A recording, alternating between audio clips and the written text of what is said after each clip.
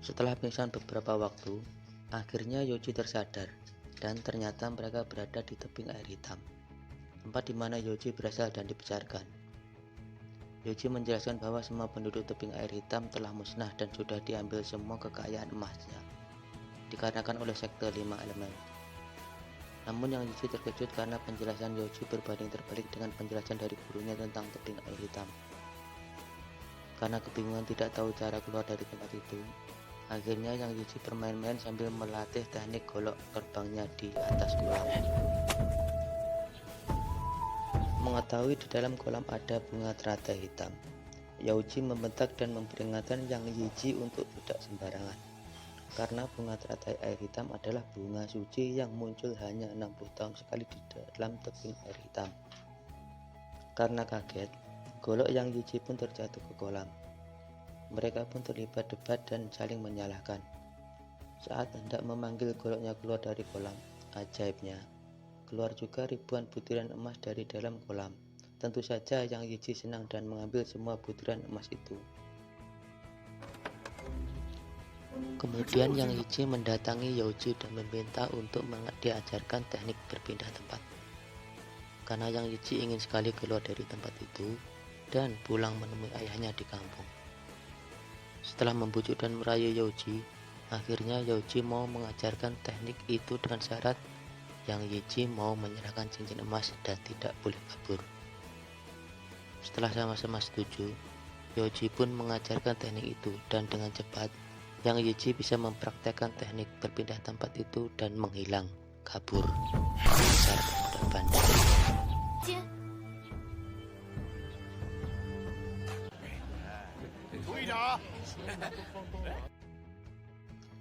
Film kembali ke suasana pasar di desa. Terlihat Tuan Guru dan anak buahnya berusaha mengganggu cucu dan membuli si gendut.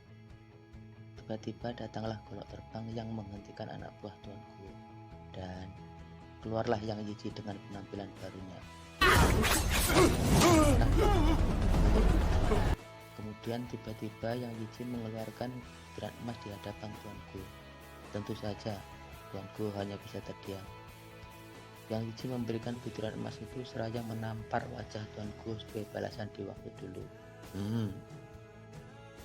Yang Yichi kemudian mendatangi cucu dan mendatangi ayahnya di rumah, yang ternyata sedang terbaring sakit sambil memeluk surat yang ditulis Yang Yichi saat meninggalkan rumah dulu. Sejak kepergian Yang Yichi, ayahnya setiap hari mencarinya sampai kelelahan dan sakit seperti sekarang. Yang Yichi menyuruh gendut untuk mencari tabib terbaik dan mengobati ayahnya sampai sembuh.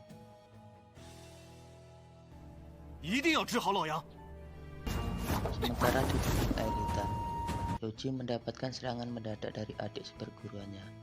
Karena kondisinya belum pulih, Yoji pun mudah dikalahkan.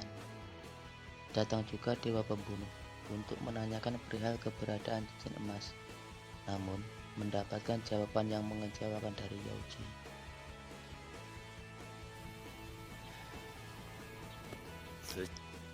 Setelah tabib terbaik memeriksa ayah Yang Yichi, tabib itu hanya menyarankan untuk beristirahat. Sakitnya hanya karena kelelahan. Yang Yichi pun memberikan 2 butiran emas yang membuat semua orang kaget. Yang Yichi mengatakan pada semuanya bahwa dia sekarang sudah kaya raya dengan banyak emas. Sifat bandel Yang Yichi terlihat lagi saat di kedai minuman. Bahkan sifat sombong, angkuh, dan arogan dia tunjukkan ke semua orang di kedai itu, yang membuat semua orang nyinyir padanya. Kemudian Yang Yichi mengambil segenggam butiran emas dan menyebarkannya ke lantai untuk membungkam mulut nyinyir mereka. Kesombongan dan arogannya Yang Yichi semakin menjadi saat kedatangan Tuan Guru dan anak buahnya. Mereka pun melanjutkan minum-minum sampai mabuk berat.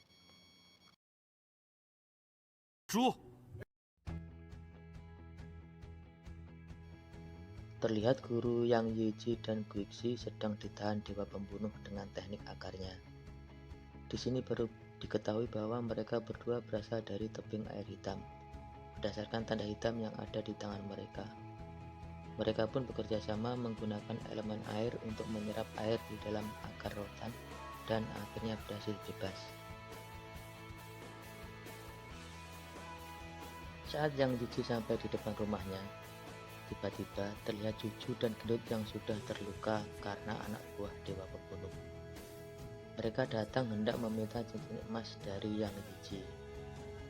Kedua perempuan itu hendak membunuh Cucu. Tiba-tiba dari dalam rumah keluar ratusan pedang terbang dan berhasil membunuh kedua wanita itu, yang ternyata itu adalah ilmu pedang terbang dari ayah Yang Jiji yang dulunya seorang pendekar pedang hebat.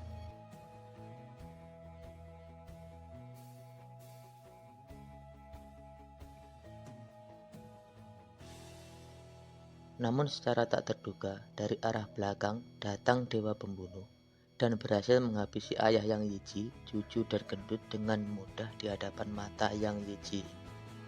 Sungguh mengenaskan.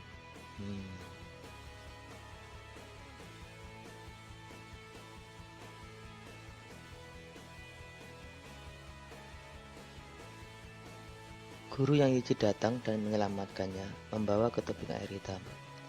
Di sini Yang Jiji yang masih shock dan terus menangis dengan kematian ayah, Cucu, dan si Gendut, meminta bantuan gurunya untuk membalaskan dendam.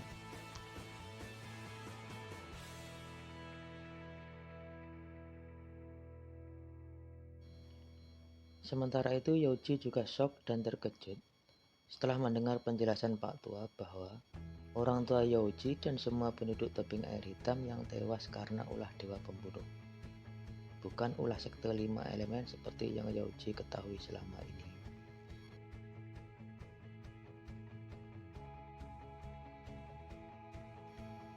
Yang Jiji mendatangi gurunya untuk menanyakan cara balas dendam dan membantai Dewa Pembunuh. Gurunya mengatakan bahwa Yang Jiji harus bisa mendapatkan cincin api, tapi tidak mungkin jika harus merebutnya dari Dewa Pembunuh. Namun ada satu cara lainnya, yaitu Yang Jiji harus masuk ke dalam teratai hitam yang bisa membawanya ke masa lalu untuk mendapatkan cincin api dengan teknik alkimia yang dimiliki Yang Jiji. Sebelum masuk teratai hitam, guru mengingatkan bahwa Yang Jiji hanya punya waktu 4 jam. Saat matahari terbit, Yang Jiji harus kembali ke masa sekarang lagi. Dan akhirnya Yang Jiji masuk ke bunga teratai hitam, kembali ke masa lalu demi bisa mendapatkan cincin api.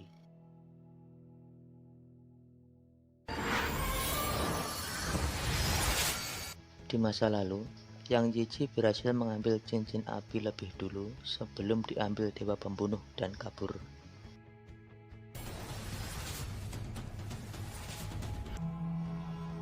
Di tengah perjalanan, Yang Jiji dihadang anak buah Dewa Pembunuh dan membantainya.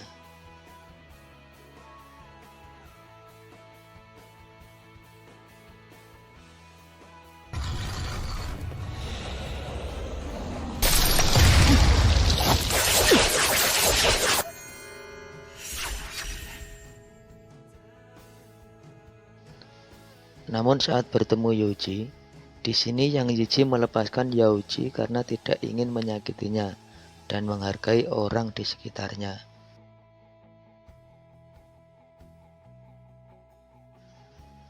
Sementara itu di tebing air hitam, Dewa Pembunuh datang.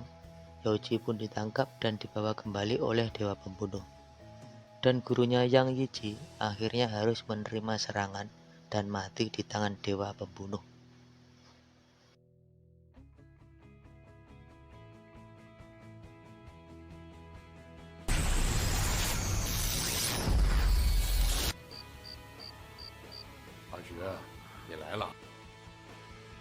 Di dalam kehidupan masa lalu, diperlihatkan kembali Yang Jiji pada ayahnya.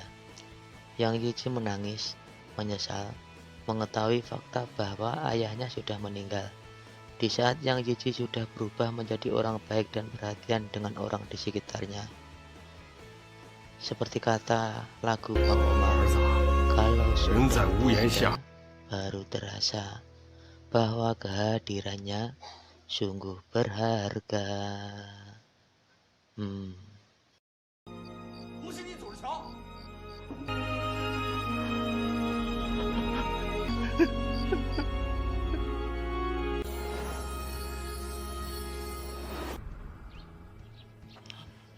Setelah berhasil menyelesaikan tugas di masa lalu dalam dunia teratai hitam, Yang Yichi kembali ke tebing air hitam.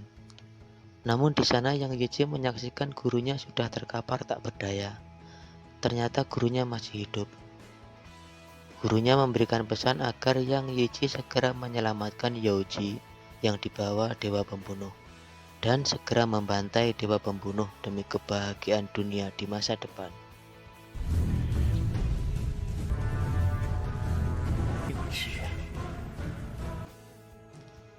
Di kediaman dewa pembunuh, Youji hendak dieksekusi. Namun Yang Yichi datang tepat waktu untuk melindunginya.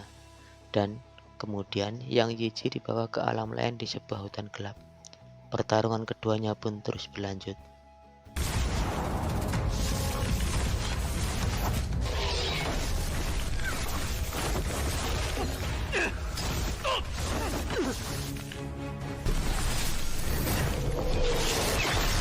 Saat Yang Yichi sudah terdesak dan akan kalah, tiba-tiba keluar sesosok orang tua berambut putih menangkal serangan dewa pembunuh.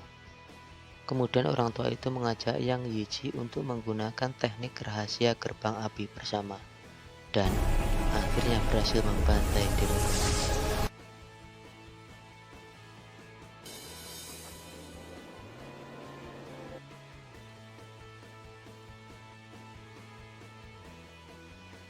Ternyata sosok itu adalah Yang Yichi 60 tahun mendatang, yang datang lewat teratai api hitam untuk bekerja sama membantai dewa pembunuh.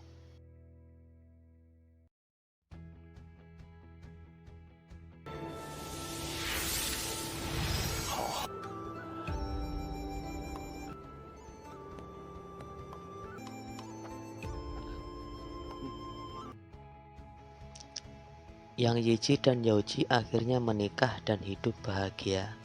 Tamat. 什么人啊？地游山玩水，做一对神仙眷侣。